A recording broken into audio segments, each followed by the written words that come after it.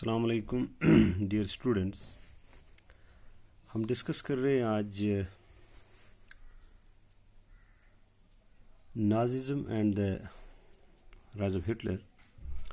تو اس کا ایک ٹاپک ہے the effects of the war, یعنی کہ effects of first world war, یعنی کہ جو پہلا ورلڈ وار ہوا اس کے اثرات کیا پڑے جرمنی پہ. تو یہی ہم آج ڈسکس کریں گے. تو ہم نے دیکھا کہ جو وائمر ریپبلک ہیں انہوں نے ڈیموکریٹک سیٹ اپ جو جرمنی میں قائم کیا تھا after imperial Germany king was abdicated. اس کے بعد جو وائمر ریپبلک ہے اس کو جرمن پیپل نے ویلکم نہیں کیا because of the treaty of Versailles. تو ٹریٹی آف ورسیلز جو it was very harsh towards Germans, کیونکہ اس میں ایسی کنڈیشنز رکھی گئی جس سے جرمنز کو بہت زیادہ نقصان پہنچا، چاہے ٹیریٹوریل کے حساب سے، چاہے ملٹری کے حساب سے، یا فائنانشلی ان کو بہت زیادہ نقصان اٹھانا پڑا. تو اکثر ہم کہتے ہیں کہ کہا جاتا ہے کہ جو سیکنڈ ورلڈ وار کے جو بیج جو بوئے گئے وہ اسی ٹریٹی آف ورسیلز سے بوئے گئے. اب جو فرسٹ ورلڈ وار ختم ہوا اس کے اثرات کیا پڑے جرمنی پہ. دا وار had a devastating impact on the entire continent both psychologically and financially. یعنی کہ جو یورپ جو ہے، German is a part of European continent. اب جو ڈیواسٹیٹنگ اس وار کا امپیکٹ پڑا وہ پورے کانٹیننٹ پہ پڑا، صرف جرمنی پہ بھی نہیں بلکہ پورے یورپ پہ پڑا. چاہے سائیکالوجیکلی، یعنی لوگوں کے ذہن پہ بھی دباؤ پڑا، اس کا اثر پڑا، اور فائنانشلی بھی لوگ غریب سے غریب تر ہو گئے اور ملک بھی غریبی کی طرف دھکیل دیا گیا. ملک ہی نہیں بلکہ پورا continent. From a continent of creditors Europe turned into one of the debtors. جنگ سے پہلے جو یورپ تھا وہ کریڈیٹر تھا. کریڈیٹر ہم اس کو کہتے ہیں جو ادھار دیتا ہے، یعنی جو دوسرے کو پیسہ دیتا ہے. تو ڈیٹر ہم اس کو کہتے ہیں جو قرض لیتا ہے. لیکن یہاں الٹا ہوا، پہلے یورپ جو ہے یہ کریڈیٹر ہوا کرتا تھا، یہ قرض دیتا تھا. لیکن جب جنگ ہوا تو یہ ڈیٹر ٹرن ہوا، یعنی کہ یہ قرض لینے والا بن گیا. تو اتنی حالت اس کی خراب ہو گئی. ویمر ریپبلک تو چونکہ آپ کو پتہ ہی ہے جو ویمر ریپبلک تھا، چونکہ یہ ابھی انفارچونیٹلی انفیکٹ ویمر ریپبلک تھا، ابھی شروعات تھی ویمر ریپبلک کی تھی.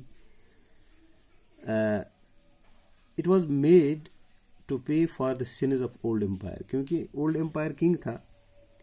اب اس کے جو گناہوں کا جو خمیازہ جو ہے بھگتنا پڑا ویمر ریپبلک کو.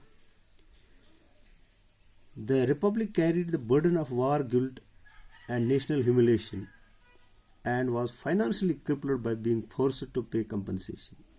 اب یہ ویمر ریپبلک جو ہیں اس کو کیا کیا گیا، اس کو پرانے امپائر کا خمیازہ بھگتنا پڑا.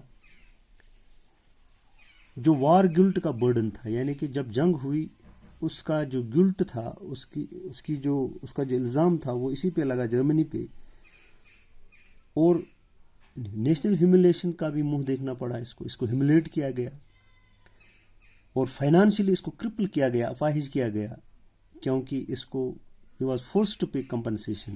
اس کو کمپنسیشن دینا پڑا، معاوضہ دینا پڑا. ایک تو جنگ میں حصہ لیا، لیکن جو نقصان اس نے کیا تھا الائز کا، تو ٹریٹی کے حساب سے ورسیلز جو ہوئی اس کے حساب سے جرمنی کو یہ پورا معاوضہ دینا پڑا. تو اس سے ایک تو جو ہے ہیوملیشن بھی ہوئی اور اس کو فائنانشلی جو ہے خستہ کیا گیا.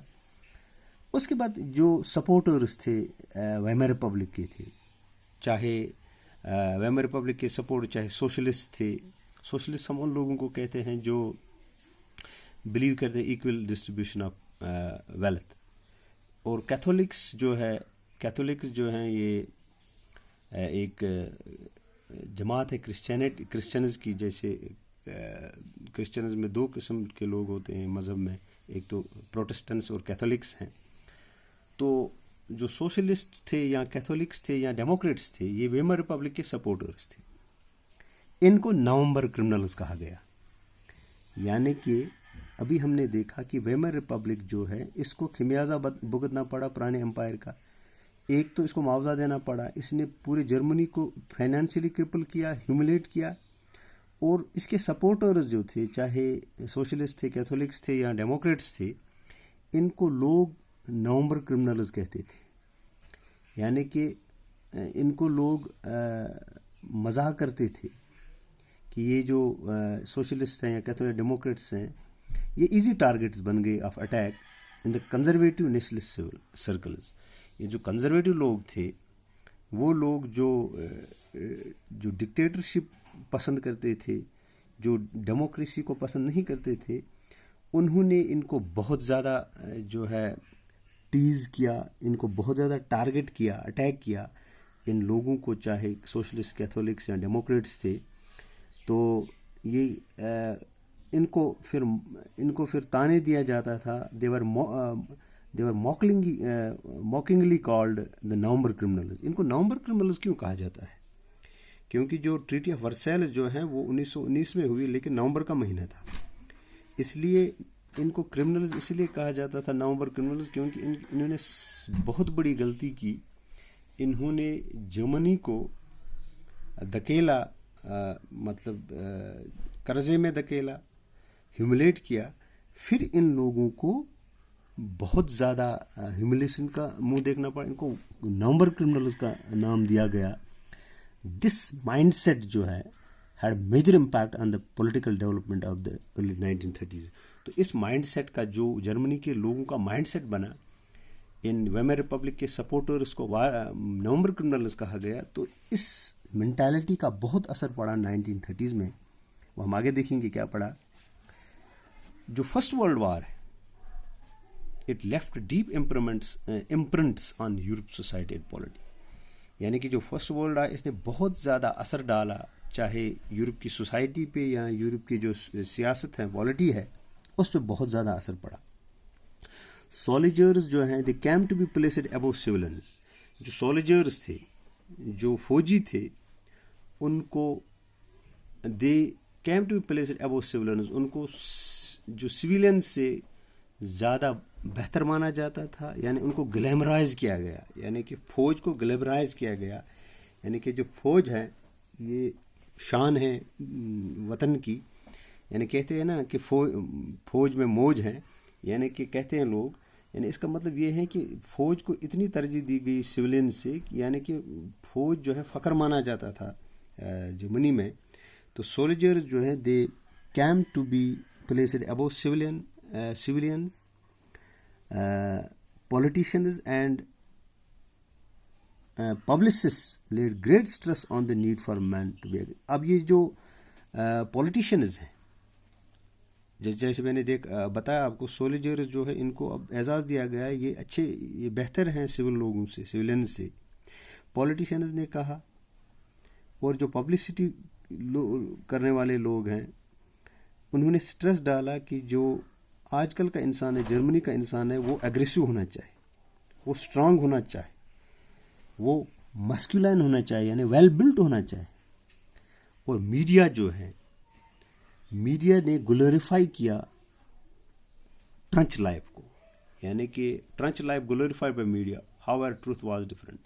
یہ ٹرنچ لائف کیا ہوتی ہے, ابھی ہم اس پہ بات کریں گے. اس کو میڈیا نے بہت زیادہ اچھالا, گلیریفائی کیا, یعنی لوگوں کے سامنے بڑا چڑھا کے ایگزیجریٹ کیا, یعنی تاکہ لوگ جو ہیں ان فوجیوں کو دیکھ کے فخر محسوس کرے اور فوج میں زیادہ سے زیادہ لوگ جو ہیں بھرتی ہو جائے.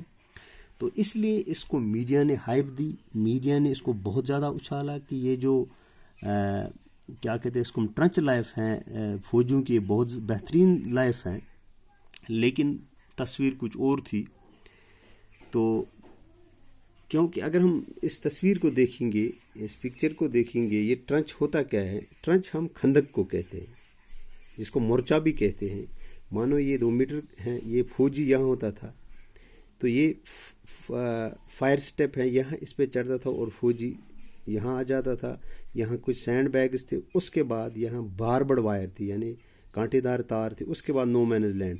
اگر دشمن یہاں سے آتا, اس کو آگے پہلے باربڈ وائرز کو پار کرنا پڑتا, پھر وہ مورچے میں آ جاتا یا خندق میں آ جاتا. تب تک فوجی کو پتہ چلتا تھا اور یہ یہاں سے باہر نکل کے دشمن کو مار دیتا تھا. تو اس کو ہم ٹرنچ کہتے ہیں, خندق کہتے ہیں. اب یہ ٹرنچ لائف جو ہے, اس کو میڈیا نے بہت زیادہ گلوریفائی کیا, اس کو بہت زیادہ ہائپ ملی کہ یہ زبردست لوگ ہیں, زبردست مزہ ہے اس ٹرنچ میں. لیکن سچائی کچھ اور تھی. ٹروتھ کیا تھا؟ The truth, however, was that soldiers lived miserable lives in these trenches. یہ جو ٹرنچز تھے, ان میں جو سولجرز تھے وہ بہت مصیبت کی زندگی گزارتے تھے ان ٹرنچز میں. Trapped with rats feeding on corpse, یعنی ان ٹرنچز میں لاشیں تھیں اور ان لاشوں پہ, جو کارپس ہم لاش کو کہتے ہیں, ان پہ چوہے وغیرہ فیڈ کرتے تھے. یعنی کہ اتنی خطرناک لائف تھی ان کی ٹرنچز میں. لیکن میڈیا نے لوگوں کے سامنے کچھ اور ہی بتا دیا تاکہ لوگوں میں جوش آ جائے, وہ فوج میں زیادہ سے زیادہ بھرتی ہو جائے. یہی اس کا مقصد تھا. دے فیسڈ پوائزنس گیس. اس کے علاوہ ان ٹرنچوں میں ایک تو چوہے ان لاشوں پہ ادھر سے ادھر کرتے تھے یا فیڈ کرتے تھے. They faced poisonous gas and enemy shelling. ان ٹرنچز میں ایک تو پوائزنس گیسز بھی تھے اور شل بھی دشمن کے اس میں گرتے تھے. And witness their ranks reduce rapidly, اور ان کے رینکس کو بھی ریڈیوس کیا جاتا تھا. یعنی اس کا مطلب جو ٹرنچ لائف تھی, that was very miserable, that was very painful. لیکن میڈیا نے کچھ اور ہی دکھایا. ابھی ہم نے دیکھا, پولیٹیشین نے کہا men should be aggressive, strong and masculine. اس کے بعد ایک ایگریسو وار پروپیگنڈا, یعنی aggressive war propaganda and national honour occupied central stage in the public sphere while popular support gave for conservative dictatorship. یعنی اس کے بعد ایک پروپیگنڈا چلا, ایک رائے چلی, اینڈ نیشنل آنر آکیپائڈ, یعنی کہ جو وار پروپیگنڈا, یعنی جنگ کے لیے پروپیگنڈا شروع ہو گیا. اس کے بعد جو نیشنل آنر ہے, یعنی کہتے ہیں نا کہ نیشن فرسٹ, یعنی لوگ اپنی جان سے بھی زیادہ ملک کو چاہنے لگے.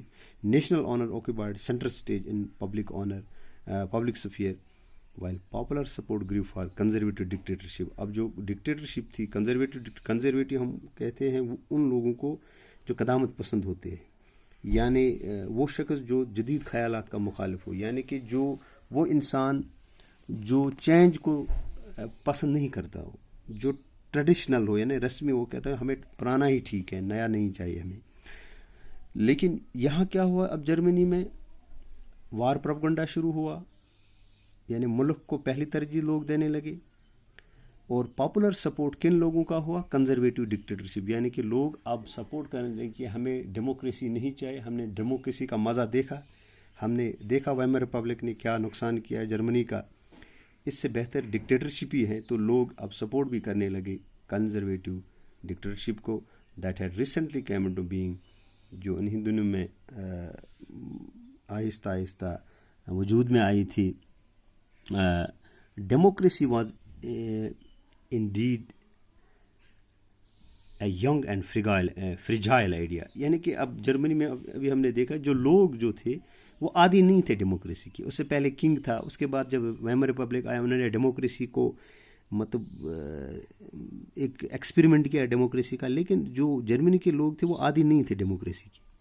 اب ڈیموکریسی کے عادی ہو جاتے, لیکن جو ویمر ریپبلک نے غلطی کی, جو ورسلیز کی ٹریٹی انہوں نے سائن کی, اس سے بہت زیادہ نقصان ہوا. اس سے لوگ بھی ناراض ہو گئے, اس سے ان کے سپورٹرز جو تھے ویمر, ان کو نور کرمنلز کہا گیا.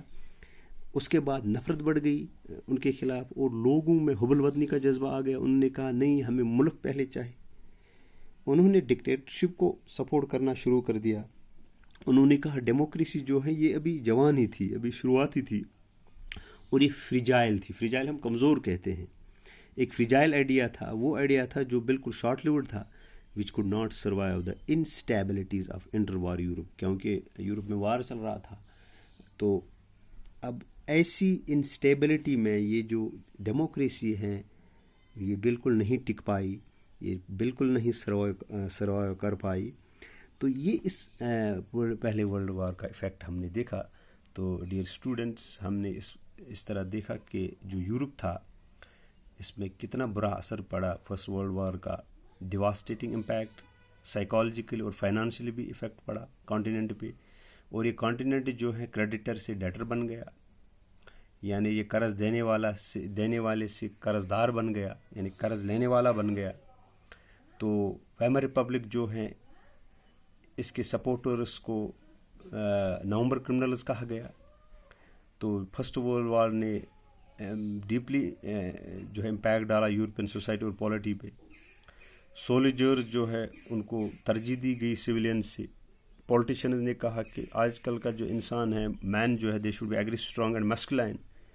ٹرچ لائف جو لوگ فوجوں کی تھی جو خندقوں میں رہتے تھے ان کو بہت زیادہ گلوریفائی کیا گیا میڈیا نے، لیکن ایسی بات نہیں تھی، حقیقت کچھ اور تھی.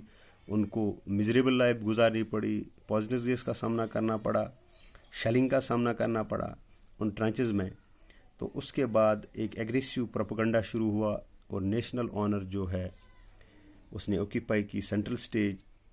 اب یہ ملک کو پہلی ترجیح لوگ دینے لگے اور زیادہ سپورٹ کنزرویٹو ڈکٹیٹرشپ کو ملنے لگا.